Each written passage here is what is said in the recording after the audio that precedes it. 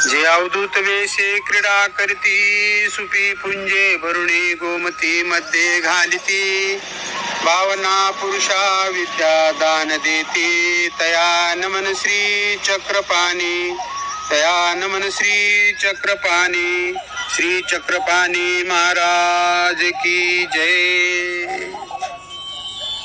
श्री चक्रपाणी प्रभू अवतार दिनोत्सवाच्या निमित्ताने आपण या ठिकाणी चक्रपाणी अवताराचे चरित्र हा विषय आज निरूपणामध्ये घेतलेला आहे. आणि चक्रपाणी प्रभू अवतार दिनोत्सव संपूर्ण महाराष्ट्रामध्ये मोठ्या उत्साहात विशेषतः फलटण नगरीमध्ये चांगल्या प्रमाणात साजरा होतो आहे.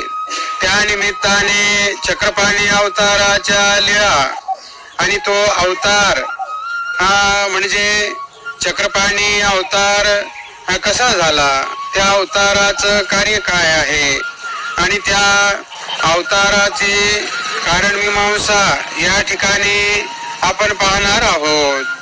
श्री चक्रपाणी अवतार फलटण नगरीमध्ये अवतार स्वीकार करून कराळे ब्राह्मणाच्या घरी जनकनायक पिता जनकाईसा माता यांच्या उदरी चक्रपाणी प्रभूंनी गर्भीचा अवतार स्वीकार केला. आणि त्या नगर लोकाला आनंद झाला आणि महोत्सव केला आणि सगळ्या लोकांनी आनंद त्या ठिकाणी साजरा केलेला आहे. मग श्री चक्रपाणी अवताराने आपल्या अवतार कार्यामध्ये बाल्य अवस्थेमध्ये संपूर्ण शास्त्राचा अभ्यास करून वेद पुराण सगळा अभ्यास त्या ठिकाणी पूर्ण केला. आणि नंतर संन्यास ब्रह्मचर्य व्रत स्वीकार केलं. 12 वर्षा 9 वर्षा 12 वर्षा ब्रह्मचार्य व्रत स्वीकार केलं. असा तो अवतार श्री चक्रपाणी प्रभूचा त्या फलटण नगरीमध्ये झाला.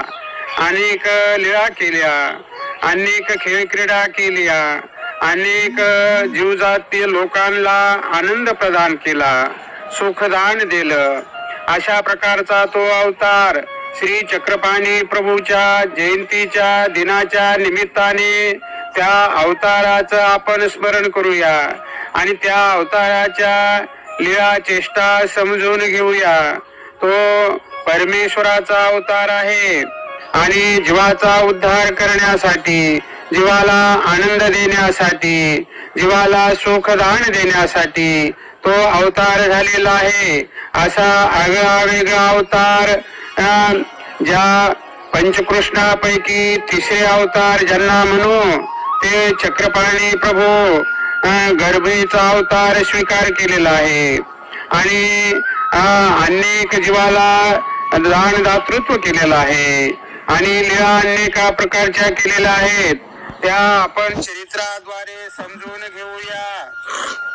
श्री चक्रपाणी महाराज फलटण नगरीमध्ये असताना त्यांना जनकनायक पिता जनकाईसा माता यांच्या उदरी पुत्र संतान होत नव्हतं.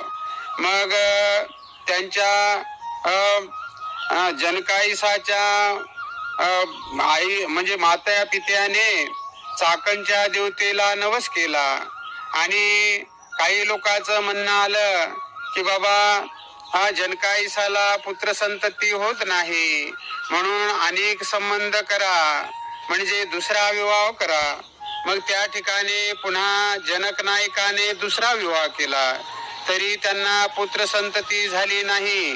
मग जनकाईसाच्या माहेराकडून चाकण देवतेला नवस करण्यात आला की बाबा जनकाईसाला पुत्र संतती व्हावी, आम्ही तुला नवस करू. अशा प्रकारे त्यांनी चाकणच्या देवतेला नवस केला आणि जनक नायकाने चांगदेव देवता चांगदेव देवता आहे तिथं नवस केला.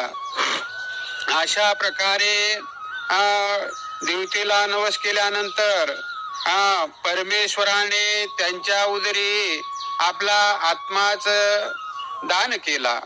म्हणजे परमेश्वर स्वतः जनकनायक पिता आणि जनकाईसाच्या उदरी जन्माला आले. त्या ठिकाणी अवतार धारण केला आणि म्हणजे अवतार परमेश्वराचा अवतार झालेला आहे. हा अवतार समजून घेण्यासाठी आपल्याला प्रथमतः त्या अवतारावर श्रद्धा असावी, आवडी असावी, प्रेम असावं, सद्भावना असाव्या. त्या अवताराच्या लीळा उमटून देण्याची प्रार्थना परमेश्वराजवळ असावी. त्या अवताराचं जीवन चरित्र आपल्याला येण्यासाठी परमेश्वराची अर्थ असावी, ध्यान असावं, चिंतन असावं. तर त्या अवतार कार्याचे गुणधर्म आपल्याला कळतील. कारण ही पात्रता आपल्या अंगी यावी आणि ते परमेश्वराचं परधर्म सेवेचं कार्य आपल्या हातून व्हावं, ही अशी पात्रता आपण तयार करावी, श्रोतृवर्गाने तयार करावी. त्याच्याशिवाय परमेश्वराचा परधर्म आपल्याला समजणार नाही, उमजणार नाही. म्हणून प्रथमतः आपल्या अंगी ही पात्रता यावी. अशा प्रकारे तो अवतार आपल्याला समजून घ्यायचा आहे. मग काही दिवस फलटण नगरीमध्ये राज्य केल्यानंतर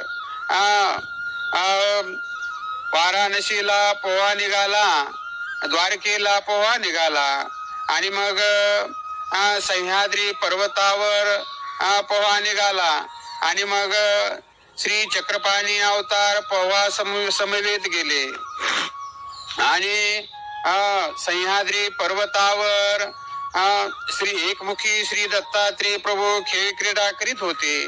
त्या ठिकाणी व्याघ्रवेशे श्री दत्तात्रेय प्रभू पासून या चक्रपाणी अवताराने ज्ञान शक्तीचा स्वीकार केला.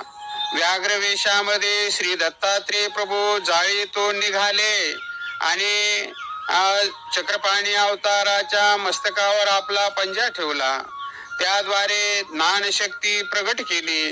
ज्ञानशक्तीचा स्वीकार दोन्ही हात जोडून श्री चक्रपाणी अवताराने स्वीकार केला.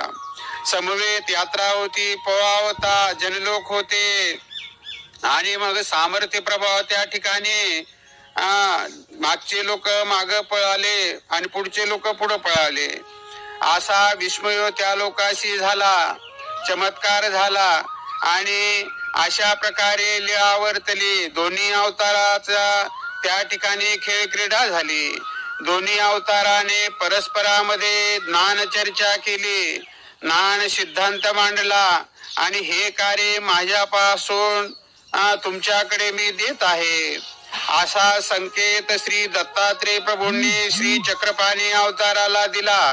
पुढचे आवर्दानाचं कार्य म्हणजे परमेश्वर पूर्ण परब्रह्माचा पुतळा, उभय शक्तीचा स्वीकार.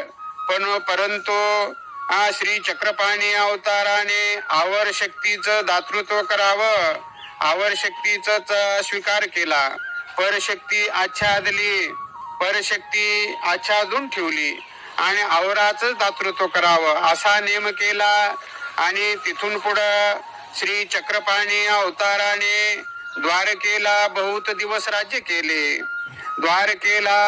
द्वारकेच्या जनाला आनंद दिला, सुखदान दिलं आणि खेळ क्रीडा बहुत करून त्या ठिकाणी श्री चक्रपाणी अवतार सूपखराटा घेऊन बिदी गोदरिया द्वारकेचे झाडिती. हा सिद्धांत सेवेचा परमेश्वराने आपल्या समोर ठेवलेला आहे. सेवेने मनुष्य मोठं होतं, सेवेनं मनुष्याचं नाव उज्ज्वल होतं. ही अवताराने परंपरा आपल्याला घालून दिली. म्हणून परस्परामध्ये सेवेचा भाव असावा. सेवेने मनुष्य दक्ष होतो, सेवेने मनुष्याला प्रिय होतो.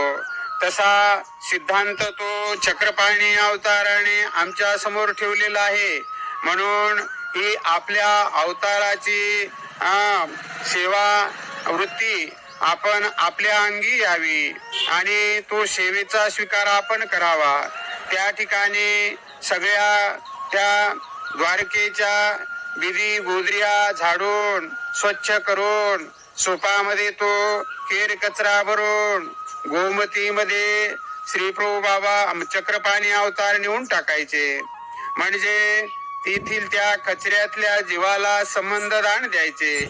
अशा अनेक लीळा त्या अवतार कार्यामध्ये चक्रपाणी अवताराने केलेल्या आहेत आणि अमोघ लीळा केलेल्या आहेत आणि आपल्याला ते या लीळा स्मरणामध्ये चिंतनीय आहेत, आठवणीय आहेत. त्या आपण आठवून आपला काळ आपण सुलभ करावा. त्या परमेश्वराच्या चिंतनामध्ये आपल्याला आपण झोकून द्यावं. म्हणजे इतर ठिकाणी मन न ठेवता केवळ परमेश्वराच्या स्मरणामध्ये चिंतनामध्ये मन जर ठेवलं तर त्या अवताराचा कृपा प्रसाद आपल्याला होईल. त्या अवताराची म्हणजे बोध शक्ती, त्या अवताराची लीळा आणि त्या अवताराची खेळ क्रीडा आपल्याला समजेल. अशा प्रकारे श्री चक्रपाणी अवतार या जीवनामध्ये आपण आपल्या समजून घेऊन आपण आपल्या कार्याची सुरुवात अवताराच्या स्मरणाने करावी, चिंतनाने करावी आणि तो वसा ते सेवेचं व्रत एवढा मोठा परमेश्वर असून त्यांनी सुद्धा स्वीकार केलं. आपण त्या सेवेचं व्रत अंगीकरून साधनवंताची सेवा करावी. हा माझ्या ईश्वरीचा आहे, परमेश्वराचा पाईक आहे, ईश्वराचा धर्म याच्या ठिकाणी आहे, परमेश्वराचं ज्ञान यांच्या ठिकाणी आहे. असा गुण पाहून त्या साधनवंताची सेवा केली. त्या साधनवंताच्या ठिकाणी भजन पूजन केलं तर तो परमेश्वर प्रसन्न होतो. माझ्या साधकाच्या ठिकाणी बुद्धी ठेवली तर परमेश्वर आपल्यावर प्रसन्न होऊन त्या परमेश्वराची कृपा आपल्यावर होते. अशा प्रकारे आपलं जीवन आपण उज्ज्वल करावं, वंदनीय करावं आणि आपल्यापासून अनेकाला प्रेरणा द्यावी. प्रेरणा देऊन त्याला आपण सत्संगाला लावून हा धर्म परिवर्तनाचा विचार त्याच्या अंगी पेरावा. अशा प्रकारे या अवतार दिना श्री चक्रपाणी प्रभू अवतार दिनाच्या निमित्ताने आपल्याशी मंतव्य या ठिकाणी केलेलं आहे.